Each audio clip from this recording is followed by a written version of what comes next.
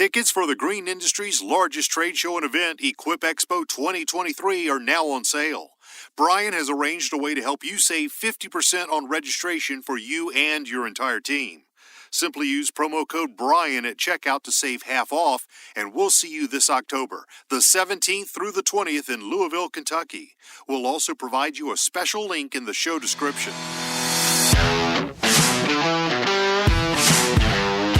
You're now listening to the Fullerton Unfiltered podcast.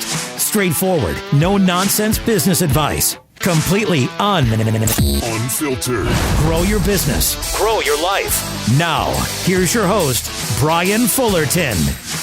Hey, what's going on, guys? Welcome to another episode of the Fullerton Unfiltered podcast. It is your host, Brian Fullerton here, hanging with you guys, and good morning. Well, I just want to say a big shout out and thank you to all of you guys specifically listening in for joining with us again on another episode of the podcast. I wanted to let you guys know, because of you, we had one of our best months ever in terms of downloads and listens, and I would hope that translates to, impressions, engagement, action, changing of thought process, which also, translates to making more money, having more time, less headaches, less worries, less stress in our lawn and landscaping businesses. And so I just want to say a big shout out to all of you guys that listen to the show religiously in the month of May. It was one of our best months ever. And for somebody who doesn't totally get lost in the weeds of stats and numbers and details anymore, I did do a couple post-campaign reports, as we would call them, for some of our social media folks, and including the tour sponsors for the Spring Shop Tour series. And I was getting them a bunch of, stats of how everything went and just trying to stay accountable to them and let them know that their investment is working off in terms of marketing and advertising and kind of spreading the word about their brands and supporting us with the ability to do the shop tours. I happened to notice that the podcast did pretty well. It did pretty well in May, and we hope to continue that trend as we go into June, July, and the rest of the summer months. I want to also say a big shout out to all of you guys that picked up your Together in the Trades tickets last minute. A bunch of you guys picked those up on the website, togetherinthetrades.com. We're super excited about having you guys there in Big Sky, Montana. I was talking with the Almonds, talking with my wife, Liz, our social media girl, Bethany, who is holding our life together behind the scenes, and so much more.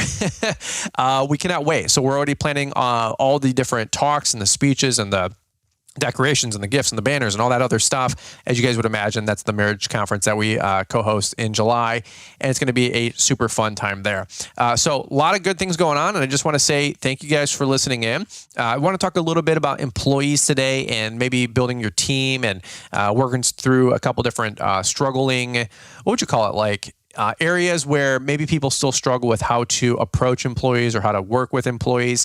And the reason I say that is because many a times I talk to folks, whether it's through Instagram DM or coaching calls, and the conversation comes up quite often about, I got guys that aren't doing this, or they're not doing that, or I wish I had this, or I wish I had that. Of course, no business is perfect. No single person is perfect. No employee is perfect. I think it's just a mental shift, if you will. Like, nobody's probably going to ever do it as good as you, or be as passionate about your own business as you. So there's some of that going on, of course. But I did write down a couple quick practical steps that I wanted to just kind of run through. If you guys are dealing with employees, struggling with employees, maybe looking to hire your first employees, it seems to be a topic we can't talk about enough, which is finding good help, working with good people, training, onboarding them, and helping them be effective in your organization. I mean, the idea with hiring employees, long story short, is they should be able to help the organization grow and to hit its goals. And if somebody's not being an effective team member, what is that movie, Oblivion? My wife and I say that all the time to each other. Are we an effective team? We are an effective team. Well, if somebody is on your roster and they're not effective, then it's hard to have an effective team because you have a weak link in the system, right? So those are some of the things I wanted to just talk about, just kind of high level. I don't think we'll be super long today, but these are just some different topics that you can think about and reevaluate. And again, I say this many times on our podcast, and let me just break this down maybe if you guys are new. There's two different oars in the water about business, life, success, all this kind of stuff, right? Number one is new information that maybe you've never heard before. And I don't know what percentage on a podcast like this we could go with, but let's say 50% of this information might be brand new to half of you guys, or 100% of this information might be brand new to half of you guys. And the other half is the people that have been doing this for, a couple years, maybe 3 years, 5 years, 10 years, and you know it, right? We know it, but are we doing it, right? And it's not a, conversation there. It is a point of, are we listening and implementing? Are we taking action daily with the stuff that we're consuming and learning and making micro tweaks in our business and our life, our finances, our relationships? Or are we just listening for sake of listening? Are we in zombie mode where we're just kind of alive, but we're not dead, but we're not alive? Are we disengaged with our business because we're hopeless or apathetic? Okay. I've been through all of these stages, as you guys can imagine. Been doing this for 17 years. I've been through corporate America. I've been self-employed. I've worked with hundreds and hundreds of people. I've hired hundreds of people. I've let go dozens and dozens of people. When I was working at Little Caesars as a store manager, we went through people like crazy in fast food, as you guys could imagine. So I've learned a couple tips that I wanted to just share with you guys, and maybe these will be some helpful things that you guys can take away and implement into your business. So here's what we're going to do. I've got a couple different points here that I wrote down. Let me just give you guys the cliff notes. And if you want to continue listening, fantastic. If you want to change the channel and go listen to somebody else and not waste your time here, that's fine too. I don't want to waste anybody's time ever. So let me give you guys a couple of the bullet points talking about finding good people, good attitudes, teachability. Am I failing you? Is there anything you need from me today? What are some resources that you need? Talking about proper expectations, accountability, and how we can let people go too if they're not up to speed or they're not up to snuff. Okay, so like I said, we're not going to go long on this one, probably about 10 or 15 minutes here, but I do want to give you guys some helpful tips because look, a lot of you guys are growing. We're growing. You guys are growing, and we need to work through some of these things. Okay, and hiring and firing is a skill set. It's not a talent. Okay, working with good people, finding good people, and empowering them in your organization. It's a skill set. It's not a talent. Some people might be great at working with people. You're just a natural backslapper or a motivator, or just really good with people. I'm not naturally that way. I'm actually the exact opposite. I don't like people. I don't want to talk to people. I don't even want to talk to you. As funny as it sounds. And so this is something that I feel like I have a lot to share on this topic, and we'll keep it short and sweet. But I feel like it's a topic that I can help out because I'm coming from the other end of the spectrum of somebody who didn't want to deal with this kind of stuff, didn't want to deal with employees. In fact, I left Little Caesars to go spray lawns at True Green, and I was in a tanker truck 10 hours a day, not dealing with the John Q public. I didn't have to talk to customers. I'd rip off the invoice, leave it on the door handle, and that's all I had to do. And then I become self-employed, and all of a sudden, not only am I talking to, customers all day because I'm selling, our services, but now I'm hiring help to help me get the job done.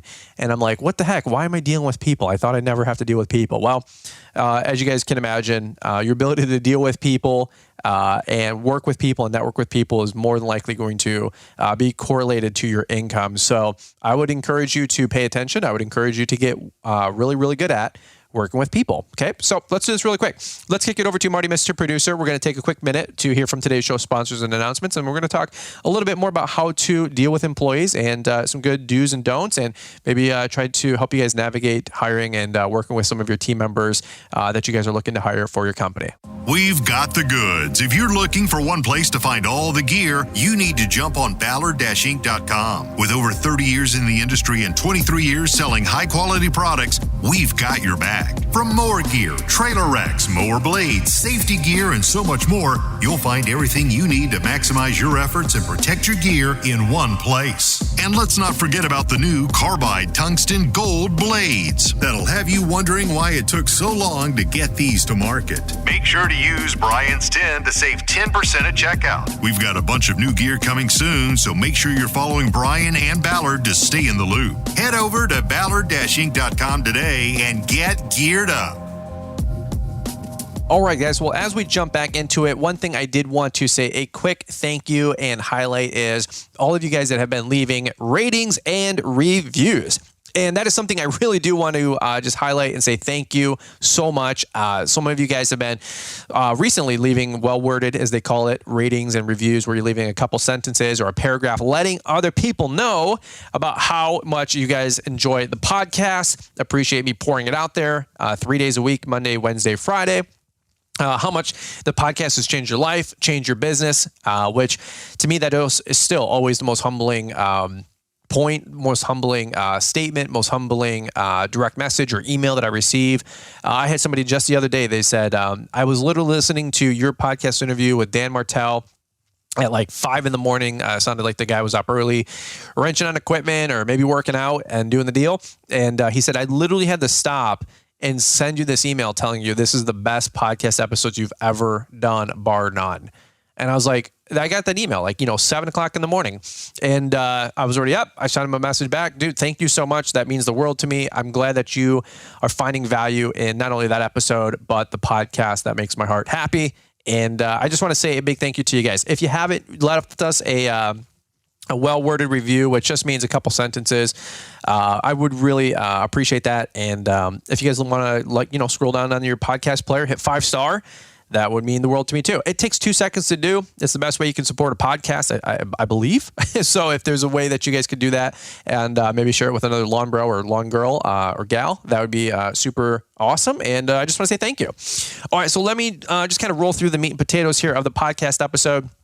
And we'll try to keep it easy and simple for a hump day. For us, we got one more day that we break through because we got Thursday. We do 410s. And so hopefully if you guys are listening to this podcast episode on Wednesday or Thursday, helps you to punch through and maybe finish out your 4-day work week. And if not, hey, we'll be back here Friday as well. All right, so let's do this really quick. I wrote finding good people, good attitudes, and teachability. There's a lot of different topics we can talk about with hiring and firing. As you guys can imagine, we can talk for hundreds of hours probably on this topic. I know there's entire genres of books and bookshelves dedicated to the topic of hiring, bringing out the best in people, working with difficult people, influence, leadership, John Maxwell, Ellen Lloyd McGinnis, so many different people that have wrote so many great books about people. And the thing is specifically, and I've heard this from Darren Hardy, he said, don't just hire skill or talent or attribute, hire attitude and then train for aptitude, right? Hire attitude and train for aptitude. And I think that's one part where I know I've, dropped the ball significantly in the past is, hey, this guy's great on a trimmer, or this guy's an operator. This guy's great at XYZ, but his attitude is sour. His attitude stinks. I've had those recently. And man, this guy's great doing, XYZ for the company, but his attitude stinks. And I think sometimes, I don't know if you guys can relate, but that's a common mistake or problem that we have as small business owners, is that we're trying to fill a need, trying to fill a position.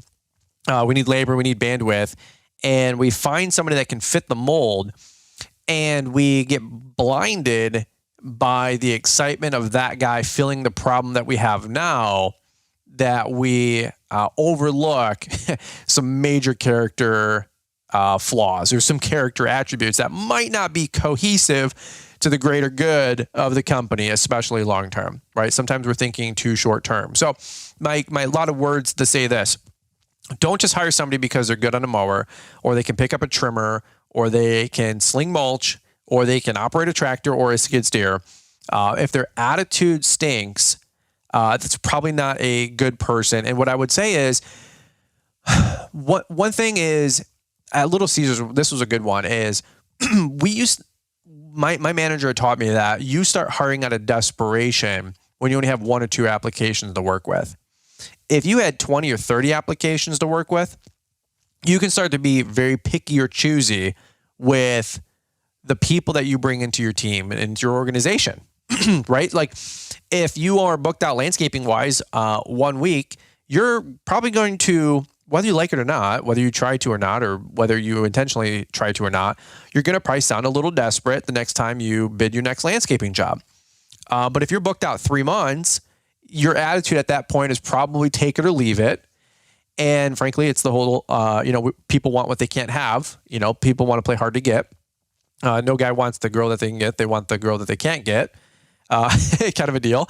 And so if you don't need something, 3 months, you're booked 3 months out, people are probably going to be more attracted to that. And you're probably going to be more inclined to get that landscape job because you're not trying to get it. You're trying to get it, but you're not trying too hard to get it, if that makes sense. And similarly, we make the same mistakes when we're trying to hire employees.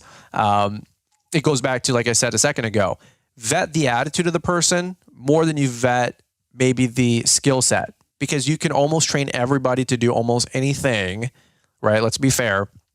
But what I can't do is teach a 23-year-old how to have a good attitude, how to go the extra mile, how to have integrity. Like, I don't have all the time in the world to teach you what your parents didn't do for the last 15 freaking years. Okay. If you have a bad attitude, just because you get a trimmer in your hands doesn't mean that I'm going to throw you with my guys and they're automatically going to bring out the best in you and you're going to have a good attitude.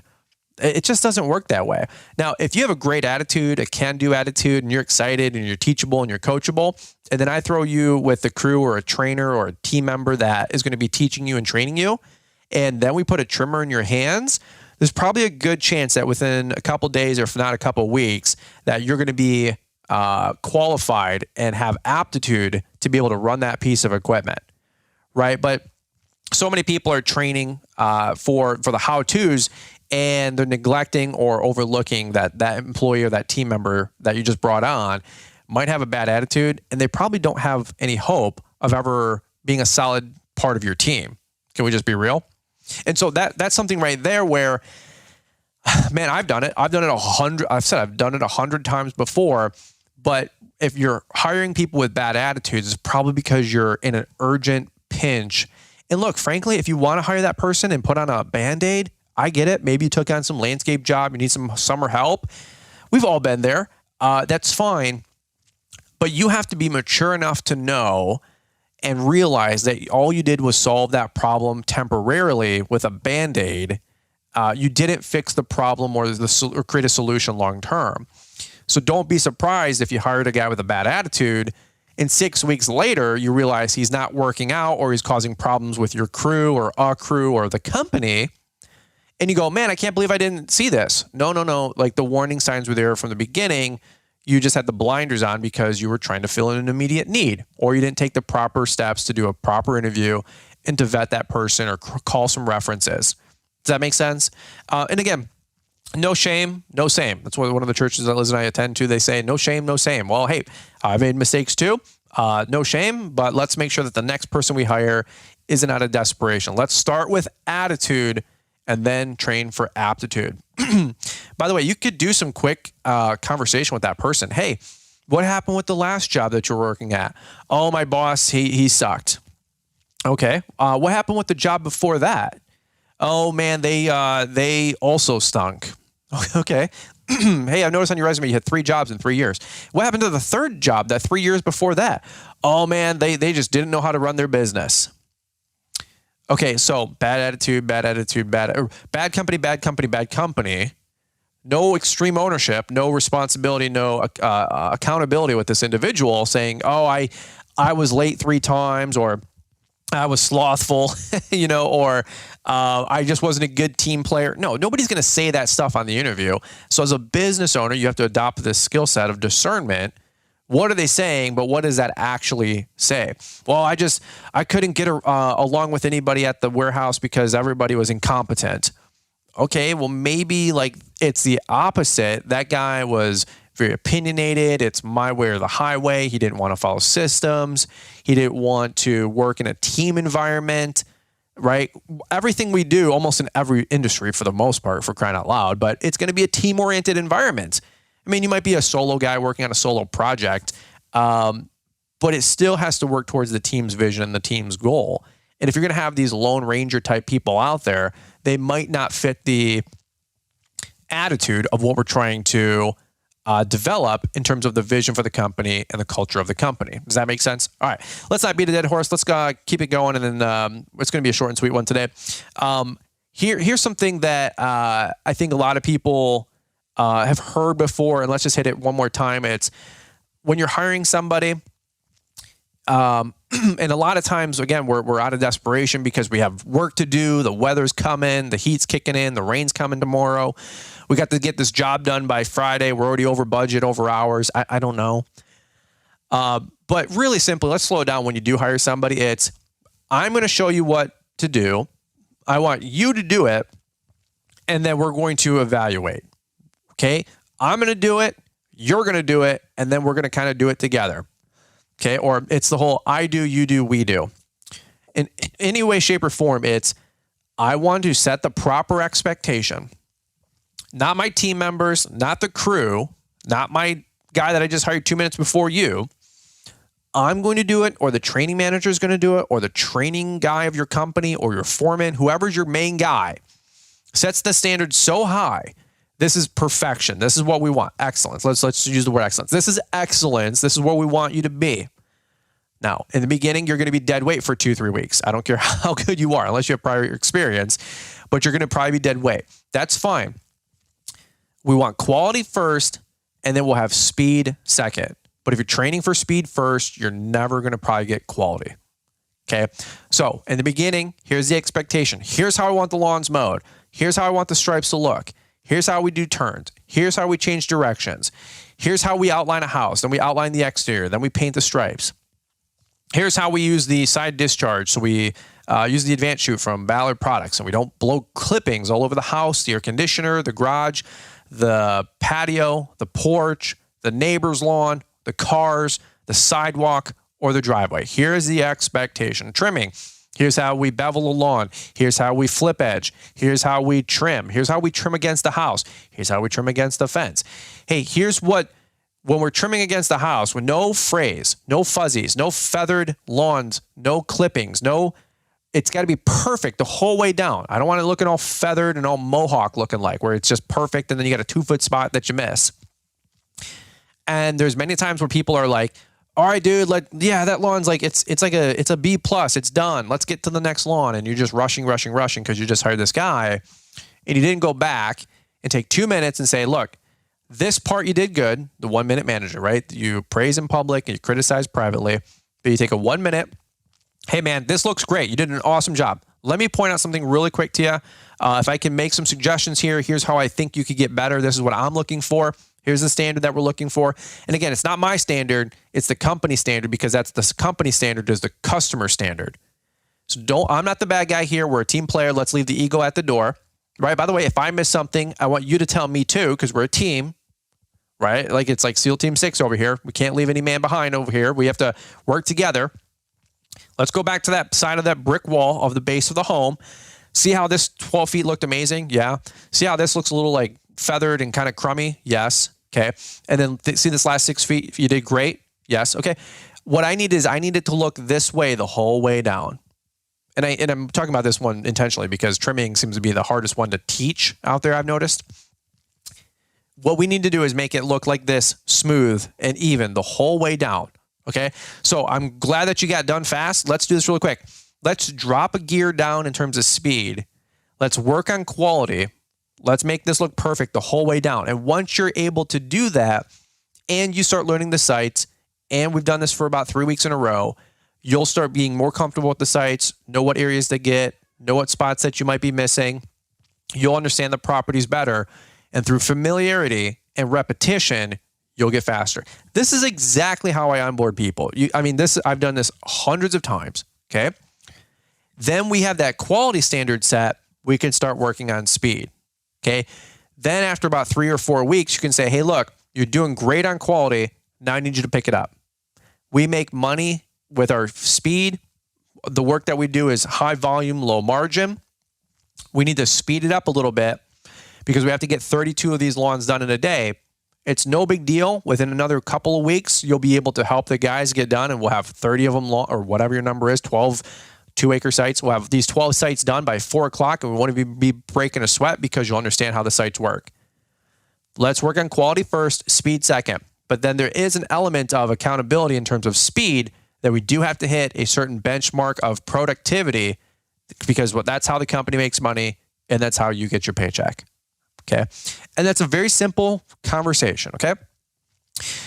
Let's do this one last thing here, and then we'll button this episode up. Is accountability, or somebody's failing, or somebody's not hitting the mark. I get a lot of that. Like, what do you do with people that are potentially problematic or challenging, or they're not doing a good job? It's really this. Here's the first question you can ask. Hey man, is there something that you don't understand? Now, you're not going to just bluntly come in with that question, but like if you are, again, going back to somebody who's mowing and the lines are all wavy, like, hey man, really quick, while I got you, I wanted to talk about the stripes that you're laying down.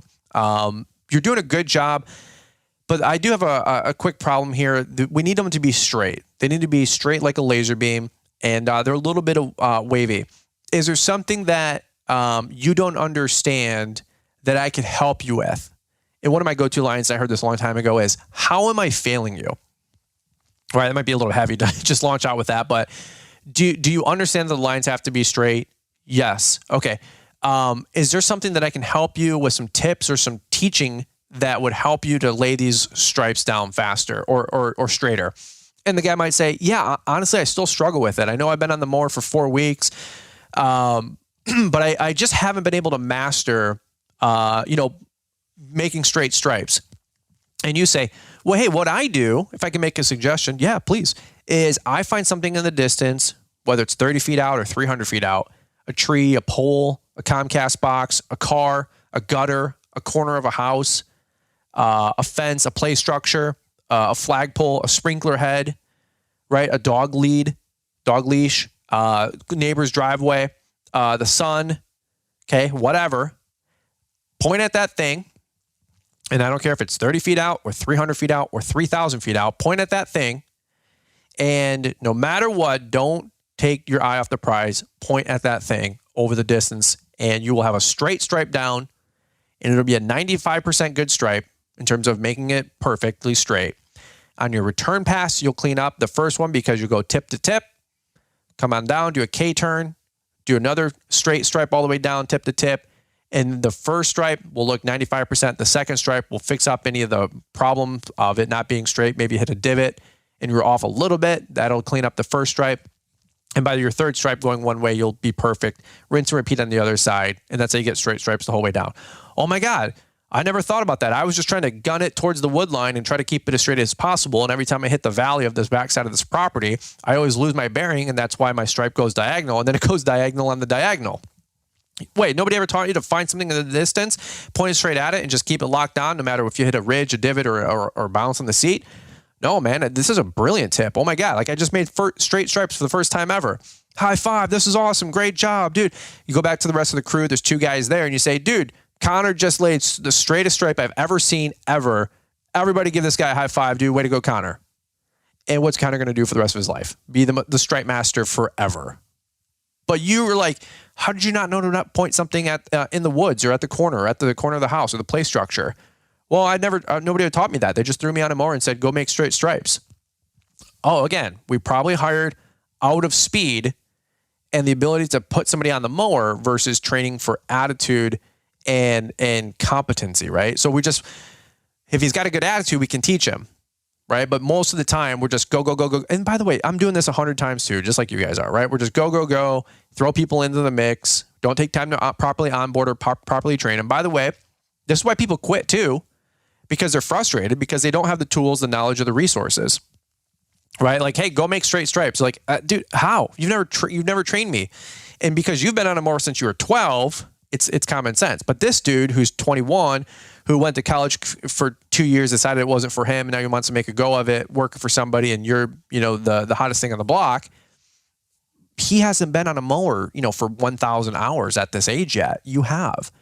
We got to slow down. What's common sense to you is a foreign language to him, right? The good old, you forgot more than this guy will ever learn kind of a deal for some of you guys that are maybe 30, 40, 50 in the industry, right? I do this, you've done this. These are just some helpful tips, okay? But if Connor's got a good attitude, we can teach him almost anything, right? Okay? Let me do this really quick. How am I failing you? Do you need anything from me today? What resources do you need to get the job done? These are constant things I'm suggesting and saying to my guys. Hey, man, like, dude, I feel like I'm failing you. Or have I failed you? Right? Like, give me some criticism. Give me some feedback. What do you need? How can I help you? I say that to my guys every morning. Do you guys need anything from me today when they get sent out? Do you guys need anything from me today to get the job done? No, not at all. Actually, this morning I texted back, do you guys need anything today? Rob said we need some lawnmower blades to be sharpened, but other than that, we just used the last set of lawnmower blades to change out for fresh blades for the day. Okay, no problem. I'll get on the grinder, or we'll get one of the guys in the grinder on Friday, or extra day and makeup day, and we'll get some blades grinded out. But I got a pulse on the business. Send those out every day at 7 a.m. Do you guys need anything today? What resources do you need me today? Is there anything that you need from me? If something's bad, hey, how am I feeling you? Hey, can you give me a quick phone call? Let's chat. Let's talk. Okay. But again, a lot of it comes from having proper expectations set. And then also the accountability. I feel like this is an area where a lot of people don't like confrontation. Ironically enough, I don't totally like people in terms of like having to engage with them, but I've never been one where I don't mind accountability or confrontation. In fact, the most I've ever grown in many areas of my life comes from accountability, ironically enough. So some people avoid it because like, oh man, I messed up, or I avoided something, or I didn't do something. And I don't know, everybody's probably wired different. I'm sure it's a personality thing to a degree, but I think almost everybody in life would like to be held accountable in some way, shape, or form, probably more so than you think, right? Probably more so than you think. You're like, oh man, like, you got the guys out all day. They mowed 85% of the lawns and they didn't get the last 10 or the last 2 or the last commercial site. And they get back and you say, hey, what happened, man? And you say, did everything get done? And say, no, we still had one more site left. And I say, well, what happened there? What's going on? Why is there one site left on the day? And they go, wow, it's hot. And you go, yeah. Yep, that's part of the job, is dealing with the heat. That's why you get paid what you do, and that's why we're awesome, and that's why we all crush it. But the other crews got done, or when I was on the crew with the guys, the job would get done. We need to make sure the lawns get done every single day, not because I'm a jerk, not because my company is a jerk, but because the customers expect the job to get done, and that's why they hired us. And that's why they hired us, is why we got the job, is because we're awesome, and that's why you get paid awesome, is because the job gets done. See how this works? It's a team effort. Is there something I did that didn't give you the resources to get done? How am I failing you? Or what did you need from me today? So let's psychoanalyze this so we can make sure that the lawns always get done. Well, the mower that you gave me had a flat tire, and I lost an hour this morning changing on a flat because I had to go to the dealer or whatever. Okay, that's fine. Now I understand. The trimmer that you gave me, the trimmer head coil spring popped through the speed feed cap because you didn't get a new cap. I told you last week that the cap was already worn through. I didn't get another speed feed head. So to get more trimmer line out, I have to manually pull it out. Or I'd use a different trimmer that had one of those regular head that came with it, the wind up ones. And it broke apart and the spool went all over, and it cost me 20 minutes on the backside of Mrs. Jones's lawn. And you guys are like, well, these are stupid examples. These are literally every day we deal with this kind of stuff. And we say there's magic in these minutes. And you're like, I just don't know why the guys aren't getting done. Well, have you asked them how the day went? Like, got a debrief? Like, if they're not getting the job done, there's these little micro problems. Oh, there was crazy traffic. So-and-so highway got shut down. So-and-so direction got shut down. Okay, then let's reroute. I remember Corey Ballard sharing a story about that. He said, there's one of the routes, or one of the clients they have is huge clients about an hour away. And they were going out there to mow for 8 hours. And the guys would traditionally leave 8 to 4, 8 o'clock, get over there at 9, I guess, and go mow some big site, whatever it was, for 5, 6, 7 hours, whatever the story is. And they would get stuck in traffic there and stuck in traffic back. And they said, hey, how about this crew, this team, if you guys are up for it, why don't you guys start at 5:30, leave by 6, get there by 6:45, beat traffic, mow till 2 or 3, hit the highway home at 2:30, get home by 3. And your guys' schedule, instead of being 8 to 4 or 7 to 5 or 7 to 4, your guys' schedule can be 6 to 3. And you guys have the one team, the one crew. The manager's already there turning on the lights at that branch. And you guys can get out of here at 6 o'clock in the morning and get done at 3. It's just being creative. Yeah, but you can say, how are we failing you? What resources do you need? Well, hey man, we're getting stuck in traffic, and let's work on a solution together. Right? So hopefully these are some helpful tips. there's a lot of good, valuable nuggets there. I feel like, practically speaking, I think a lot of times, a lot of us are in the delegation mode. And so a lot of us are telling and not showing, right? I think a lot of us are, most of the guys listening in, myself included, you got 1 crew, 2 crews, 3 crews, 5 crews, and you're in a level 2 business, a level 3 business. Level 1, you're owner operator, you're doing the deal. It's you and a guy. Fine, that's awesome. Level 2, it's you managing 1 or 2 crews. Usually you're out and about, managing the 2 crews and you're hopping back and forth. Level 3, you got a couple crews, you're typically selling work, and maybe you got an office at this point. Level 4, you got an office manager, you got salespeople, you got the crew, you got some structure, you got some organization, and you're doing managerial things and managing kind of on the business, not in the business, right? Level 5, you're like a true entrepreneur. You own the company. You don't really have to go there. It's probably got a president or a CEO. Could be 5 million, could be 25 million. I don't know. It's got 25 employees, could be having 150 employees. It doesn't matter. And you have like quote unquote walk away income. Whatever, that's fine. But most people I know listening to our audience are level 1, level 2, maybe level 3. And so a lot of us are spinning multiple plates, trying to get the work in, trying to sell, trying to put the Cheerios back in the bowl, fixing equipment, fixing mowers, fixing trucks, trying to get stuff back on the road and get the guys out. And you quickly forget, or the standard could erode, that we aren't showing as much as we are now telling. And sometimes it's okay to take 1 hour on a training day on the Monday of the first day of the week, or a Friday extra day, or a Saturday once a month training day, bring the guys in or pull that one guy aside and show them, hey, this is exactly what I've been trying to tell you for months. Let me show you. And if you keep saying, I've been telling you, if you've ever had those words come out of your mouth, by the way, I have said this, I've done this. If you've ever said that, maybe it's a good time to look in the mirror and say, am I giving the guys the tools and the resources they need, including the training? Am I giving them the training that they need to get the job done? Do they have the proper expectation? Do they have the proper vision? Do they have little videos that you can record and work yourself out of a job? And you have a new guy that you hire on, and you can Dan Martell, buy back your time, create a folder on your phone where you guys have these 5 training videos about how to trim properly, and you airdrop them or share them to your buddy. Hey, watch these 5 videos. Here's what I'm talking about. Here's how we fix this, right? Instead of constantly training, you have these 5 videos, part of your company's handbook, part of your company's on-ramp, and you send these 5 videos at startup, or you give them access to a private link. They can check these 5 videos, and you're already working yourself out of a job. That's showing more than it is telling. Now, of course, you still want to probably do it in person and give this guy an on-ramp so he properly knows what to do. But my point is, a lot of people, because we're level 2s and level 3 business owners, a lot of us are telling, and we forgot that we're not boots on the ground, practically speaking, showing. And you're relying on your team to teach the team.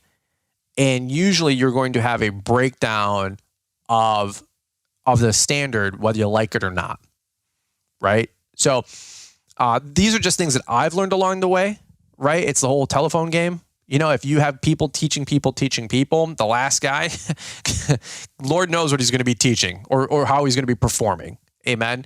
So have these pockets of leadership, your foreman or yourself or a training manager or your training guy, or one guy that's really good at training, pay him an extra $2 an hour for that training day to set the standard high and give the right expectations for that new hire. All right.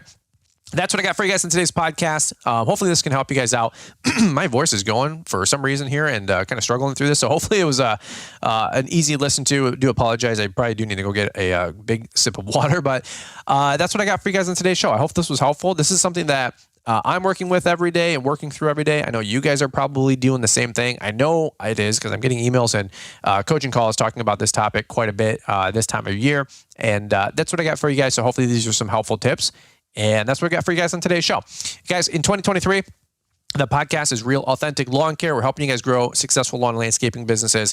We're up here in Metro Detroit, Michigan. Our business grew $100,000 last year. It's over $100,000 growth of revenue this year. Projected, things are going super well. We've got a team of 3 guys. Myself, I'm in the field as much as I can be when I can be. We're building a house. We're building a barn. We got baby number 2, who's 5.5, 6 weeks old now. Emmy just turned 22 months old. I got a beautiful wife named Liz. Our life is crazy. So if you guys are new here, I just want to give you guys a quick debrief. Say, welcome to the show. Welcome to the jungle. It's real, authentic lawn care, helping you guys grow more successful lawn and landscaping business so you guys can crush it. You guys know a little bit more about me, but if you guys want to leave a review and tell me a little bit more about you and leave us a 5-star and a couple sentences just to button this thing up, I would super appreciate it, and love to get to know you guys a little bit more as well. Hit those ratings, hit those reviews, guys. That's what I got for you. Shoot me a message on IG if you guys want to follow along and see what we're doing real time. But that's what I got for you guys on today's podcast. Appreciate you guys listening in, and we'll catch up with you guys here on the next one. We love our industry and are always looking to maximize your production in the field. Ballard Products have over 350 products that can help you get the most out of your efforts every day. Whether you're looking to get a better cut, keep your gear on your machine, keep your expensive equipment clean and safe, or just get the most out of your machines, Ballard has you covered. Make sure to use Brian's 10 to save 10% off our complete line of gear. Jump on our easy-to-use updated website at ballard-inc.com to get your gear ordered today. Now get out there and make it your best year yet. Ballard. Hi, I'm Mr. Producer, and one more thing. If you're looking to stay up to date with the latest trends and insights in the world of lawn care, then you need our free email newsletter. It's delivered 3 times a week and includes a Monday motivational to kick off your week, a Wednesday what's new to keep you informed, and a Friday weekly recap of all the content we put out. Join our mailing list to stay connected to the world of lawn care and get exclusive access to the latest and greatest from Fullerton Unfiltered and Brian's Lawn Maintenance. Don't miss out on this opportunity to stay ahead of the curve and elevate your lawn care game. Sign up now with the link we've provided in the show description. Thanks for taking the time to listen to the Fullerton Unfiltered podcast with Brian Fullerton. We hope you enjoyed this production. If so, please consider leaving us a 5-star review for the show. While the techniques and ideas presented here are designed to help you grow a more successful and profitable business, no one can guarantee these results for you. We want to emphasize that entrepreneurship is not easy, and the ideas presented here are just the opinions of Brian Fullerton and his respective guests. No one can guarantee success for you. That being said, we hope the ideas presented here help you and motivate you to go on out there and crush it with your own business. Fullerton Unfiltered Podcast. Thanks for listening, and we hope to see you on the next episode. This has been a Brian Fullerton and Mr. Producer production.